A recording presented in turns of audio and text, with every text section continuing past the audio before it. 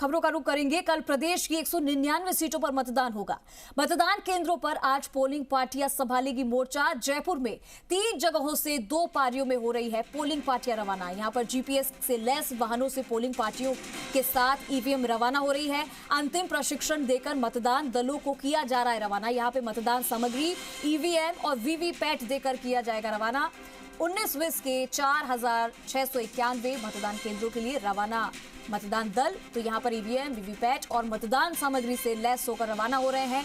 जामिया मुस्लिम university, Delhi road Bhavani निकेतन college और Rajasthan college से मतदान दल 2 पारी में रवाना हो रहे हैं। तो यहाँ पे मरुधरा का कल महासंग्राम है। यहाँ पर देखने को मिलेगा कि कल क्योंकि वोटिंग का दिन है, उसी को लेकर ईवीएम, वीवीपैट और मतदान सामग्री लैस होकर रवाना हो रही है। तो राजस्थान विधानसभा चुनाव 2023 जयपुर में 3 लोकेशन से पोलिंग पार्टियां रवाना हुई है। भवानी निकेतन से 7 विस क्षेत्र की 1776 पोलिंग पार्टी रवाना हुई है। पहली पारी में चोमू, फुलेरा, आमेर, झोटवाड़ा पोलिंग पार्टी, दूसरी पारी में विद्याधर नगर, किशनपोल, सिविल लाइन की पोलिंग पार्टी और अंतिम प्रशिक्षण के बाद पोलिंग पार्टियों को किया गया है रवाना। तो यहाँ पर पोलिंग पार्टियां जो है वो अलग अलग क्षेत्रों से रवाना हो गई है। हमारे सहयोगी दीपक गोयल हमारे साथ जुड़ चुके हैं। दीपक, अब देखिए क्योंकि कल वोटिंग का दिन है, ऐसी जगह से अगर जयपुर की बात की जाए तो यहाँ पर 3 जगहों से 2 पारियों में वोटिंग जो पोलिंग पार्टियां हैं वो रवाना हो रही है। उसी के तहत अगर हम आगे देखें तो यहाँ पर अलग अलग क्षेत्रों से पोलिंग पार्टियां रवाना हो रही है।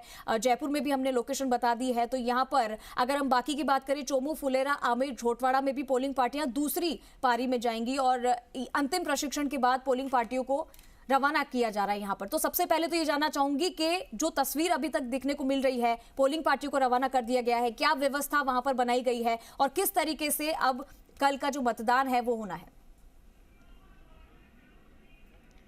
देखिए, अब से कुछ घंटे बाद सुबह 7 बजे से 51,000 से ज़्यादा राजस्थान में और 4,691 जयपुर में मतदान केंद्रों पर मतदान के लिए कतारें लगना शुरू हो जाएंगी। अब से कुछ घंटे शेष हैं। आज देर शाम तक सभी पोलिंग पार्टियां अपने अपने मतदान केंद्रों पर मोर्चा संभाल लेंगी। फाइनल ट्रेनिंग के बाद उनको जिला मुख्यालयों से अपने अपने मतदान केंद्रों के लिए रवाना किया जा रहा है। पहली पारी में अंतिम ट्रेनिंग के बाद पोलिंग पार्टियां जो दूरस्थ इलाके की थी, दूर इलाकों की थी, वहां पर रवाना हो चुकी हैं और जीपीएस से लैस वाहनों में उनको भेजा जा रहा है। हमारे साथ जिला निर्वाचन अधिकारी प्रकाश राजपूत जी हैं। Sir, free and fair election को लेकर कितने तैयार हैं सर? देखिए, हमारी कल विधानसभा चुनाव है उसके लिए तैयारी पूर्ण कर ली गई है। जो दूरस्थ इलाकों में, जो ग्रामीण क्षेत्रों में जो पोलिंग पार्टियां थी वो सब हमने रवाना कर दी हैं। जो शहरी क्षेत्र की पोलिंग पार्टियां, उनका भी सेकेंड ट्रेनिंग चल रही है, ये भी अभी थोड़ी देर में रवाना हो जाएंगी। और कल के लिए जो हमारे मतदान केंद्रों पर सब व्यवस्था करनी है, चाहे मतदान कर्मियों को पहुँचाना हो, चाहे वहाँ पर आधारभूत सुविधाएं उपलब्ध करानी हो मतदाताओं के लिए, ये सारी सुविधाएं हमने उपलब्ध करा दी हैं। कल जो भी मतदान केंद्र पे लोग आएंगे उनको एक अच्छा अनुभव होगा। हमने सारे अनुभव अच्छे करने के लिए समस्त व्यवस्थाएं पूर्ण कर ली हैं। सर, मतदान प्रतिशत बढ़ाने से लेकर और बूथ तक कई नवाचार किए हैं। क्या क्या नवाचार हैं इस बार? देखिए, काफ़ी नवाचार किए गए हैं इस बार निर्वाचन आयोग के द्वारा भी और निर्वाचन विभाग के द्वारा भी। बूथ लेवल पे समझ जो आधारभूत सुविधाएँ हैं वो सभी बूथों पे पहुंचाई गई हैं और निर्वाचन विभाग की तरफ से सेल्फी काउंटर भी हर बूथ पे, हर लोकेशन पे लगाए गए सेल्फी पॉइंट भी। उसके अलावा छाया, पानी की व्यवस्था पूर्ण की गई है। दिव्यांग मतदाताओं के लिए, बुजुर्ग मतदाताओं के लिए, उनके लिए भी विशेष व्यवस्थाएं की गई हैं। हम फर्स्ट टाइम वोटर 18-19 साल के जो वोटर हैं उनको सर्टिफिकेट भी देंगे जो वोट देने आएंगे। तो काफ़ी अच्छी व्यवस्थाएं इस बार की गई हैं सभी वोटर्स के लिए। सर, इस बार पिछली बार से ज़्यादा मतदान प्रतिशत रहे, उसके लिए क्या कुछ किया गया है? और जो महिला मतदान कर्मी हैं वो बेहद खुश नज़र आ रही थी कि कहती हैं कि वो पुरुष ड्यूटी कटाने जाते हैं, लेकिन हम चाहते थे कि वो ड्यूटी करें। जी बिल्कुल, इस बार सभी विधानसभाओं में 8 महिलाओं कार्मिकों द्वारा संचालित मतदान केंद्र हैं। टोटल 152 मतदान केंद्र ऐसे हैं जिसमें महिला कार्मिकों की 600 से अधिक महिला कार्मिकों की ड्यूटी लगी है।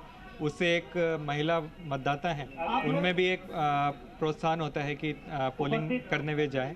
तो इसलिए ये मतदान केंद्र बनाए गए हैं। युवाओं द्वारा संचालित मतदान केंद्र भी बनाए गए हैं। मॉडल पोलिंग स्टेशन भी सभी जगह बनाए गए ताकि लोग आकर्षित हों मतदान केंद्र के प्रति जाने में। सर, डिप्लॉयमेंट किस तरह किया गया है फोर्स का? सर, देखिए, हमने 816 क्रिटिकल लोकेशंस ऐसी छांटी है जहाँ पर CAPF हाफ सेक्शन की डिप्लॉय की गई है संपूर्ण जिले में। उसके अलावा भी वेबकास्टिंग की व्यवस्था की गई है 2360 पोलिंग स्टेशन पर। सभी में पर्याप्त जाब्ता रहेगा, सभी बूथों पर इसके अतिरिक्त भी। और साथ में मोबाइल पार्टीज भी रहेंगी, QRTs भी रहेंगी, जो लगातार मूवमेंट पे रहेंगी। सेक्टर ऑफिसर्स भी लगातार गश्त पे रहेंगे। सर इतने कितने मतदान केंद्र हैं जहाँ जो टर्नआउट वोटर्स रहे हैं सर? देखिए, हर विधानसभा में अलग अलग हैं। हमने सभी जो पोलिंग स्टेशन है जहाँ पर एवरेज से कम पोलिंग होती है उनको छांटा है। उन पे हमारे कार्मिक हैं वो विशेष निगरानी रखेंगे। अवेयरनेस के लिए आज भी और कल भी विशेष प्रयास करेंगे ताकि वोटर्स पोलिंग स्टेशन तक जाएं। मतदाताओं से क्या अपील कि लोकतंत्र में अपने फर्ज निभाएं?